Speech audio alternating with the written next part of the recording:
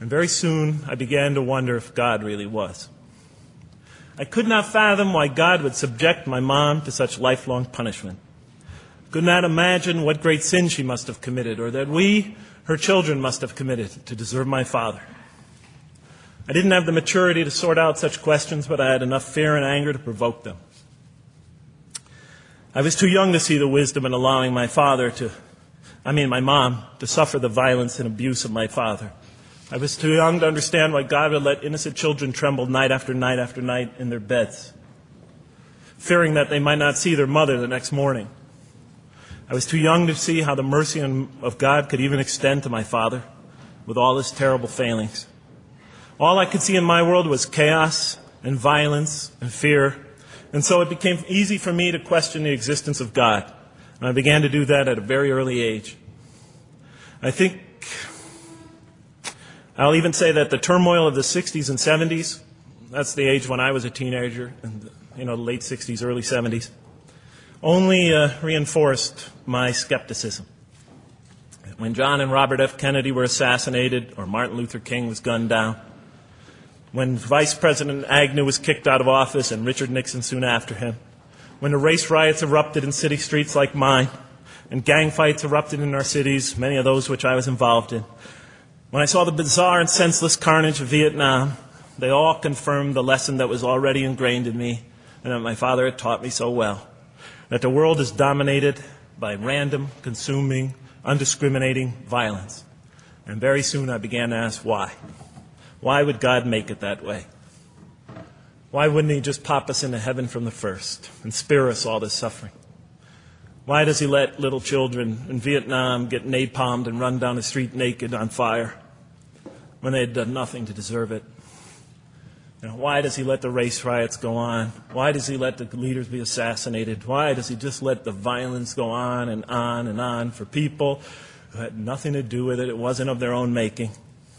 Why didn't he just make us angels and pop us into heaven if he could make us angels, which I was always taught he could? Why did he make us so susceptible to sin? Why didn't he make us impervious to it, like he made the angels? Is this the best world he could create, I thought? Is this the most perfect world he could create for our existence, for our beginning? I just couldn't figure it. And all the explanations I received from priests and doctors and lawyers, from whoever, spoke to me or taught me, they just didn't make sense to me. In any case, so I became an atheist when I was 16, even though I was going to Catholic school at the time. Declared myself an atheist in one class. It was a confrontation between me and a priest. We were talking about God and the purpose of life. And I expressed my views, and he said, well, then you don't believe in God. I said, well, I guess I don't. And then through my junior and senior year of high school, I got an F in religion, even though I continued to do very well on the tests. In any case, when I was 28, to make a long story short, some friends of mine gave me a copy of the Quran. And one night I was sitting in Diamond Heights, my apartment in Diamond Heights in San Francisco. I was working that time at the University of San Francisco. I was 27, 28 at that time, I can't remember. And I ran out of stuff to read, and I took this gift that my friends gave me and I began to read it. And I came to the first verse. Well, I opened the Quran, read the first page, then the second, and then very quickly, in the second surah, about 37 verses into the Quran, I came upon the story of mankind. And I have to admit, I read through it very quickly. It was about 9-10 verses long, the story of the first man and woman. And I recognized some of the details. It was similar to what I had learned when I was a child, but I noticed that there was something wrong. It was apparent to me that whoever authored this Quran, of course I wasn't a Muslim at the time, so I didn't have any idea who that was, whoever authored this Quran clearly did not understand the real meaning of the story, because they had obviously gotten the details confused. They didn't even understand the whole purpose of the story. And so I just read through it once, and then I read through it again, just to try to see what kind of point the author was making, and then I read through it a third time and a fourth, and then I realized this is something strange going on here. I'm going to read this much more carefully. I'm going to need to go through this story line by line, verse by verse, because it's obvious that the author is trying to bring out another point. And I wasn't quite sure what it was, but definitely he packs a lot of meaning into almost every word. And I thought the writer at least seems to have a great measure of brilliance. And so I'll try to sort of take you through what my experience was as quickly as I can. So I came to the 30th verse of the second surah, Surah Al-Baqarah, and it began like this. It said, "Behold, your Lord said to the angels, I am going to place a vicegerent on earth." The Arabic word is khalifa. It means a representative or an emissary of mine. "I am going to place a vicegerent on earth." And they said, the angels said, "Will you place therein one who will spread corruption and shed blood, while we celebrate your praises and glorify your holiness?" And God said, He said, "Truly I know what you do not know." See, that's the verse that hooked me. That's the verse that caught my attention. That's the one that kept on making me read the story again and again and again. Because listen to the way it begins. "Behold, your Lord said to the angels, I am going to place a representative of mine on earth, a vicegerent of mine, an emissary, one who acts on my behalf." I thought, that's not the way it goes. You're not supposed to be placing man on the earth in some positive role, some elective office.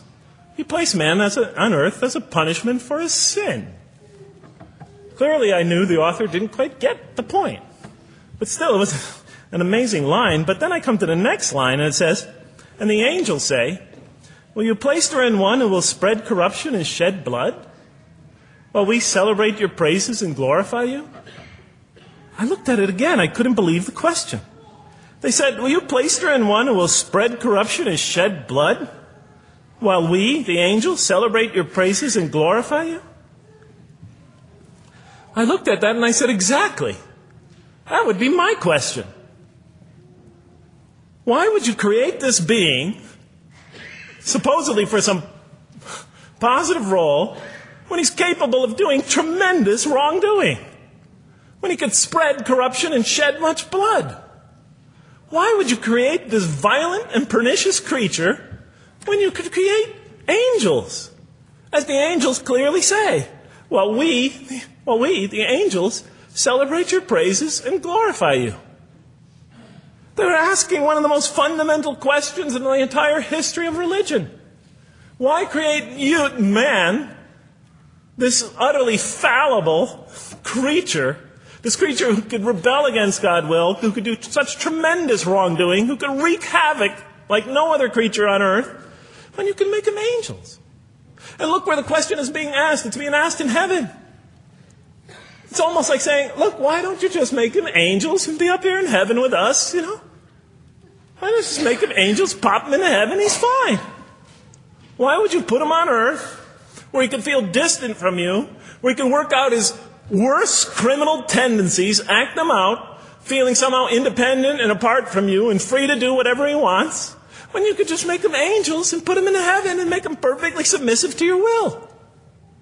I looked at that question and said, that's my question. I'm not even a single verse into the story of mankind, and there before me I see my question. That whole question, everything that I ever thought, everything that I ever experienced, everything that I ever knew was in that question.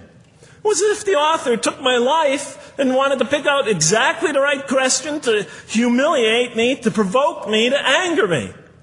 Why create man, this most destructive and violent creature, when you could make them angels? And then look at the answer. And he said, God said, "Truly I know what you do not know." In modern parlance, we would say, I know exactly what I'm doing. I read that and said, what? You know what you do not know? You know exactly what you're doing? Well, please inform me. Tell me what you're doing. Because, I'm 28 years old and I haven't figured out it yet. And I have a lot of issues that I'm still dealing with that's connected to this question. You can't just get off that easy. You can't just tell me you know exactly what you're doing.